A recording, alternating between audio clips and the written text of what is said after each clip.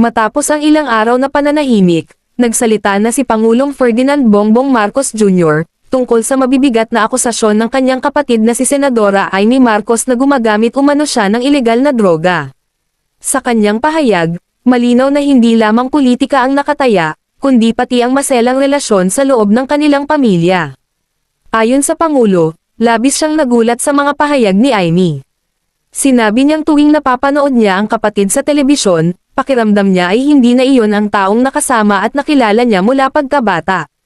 Ibinahagi rin niya na matagal nang nag-aalala ang kanilang mga kamag-anak at kaibigan tungkol sa kalagayan ni Amy, at nakikita raw ito ngayon sa paraan ng kanyang pagsasalita at pag-atake.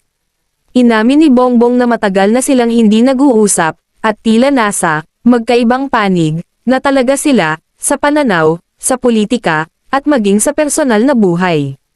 Ngunit sa halip na gantihan ang kapatid ng galit o maanghang na salita, pinili niyang maging mahinahon at magpahayag ng pag-unawa. Dito niya binitawan ang linyang pumukaw ng publiko. I hope she gets better soon. Sa simpleng pangungusap na ito, ipinakita ng Pangulo na higit pa sa politika, kapatid pa rin ang turing niya kay Amy, isang taong gusto niyang gumaling at maibalik sa mas maayos na kalagayan.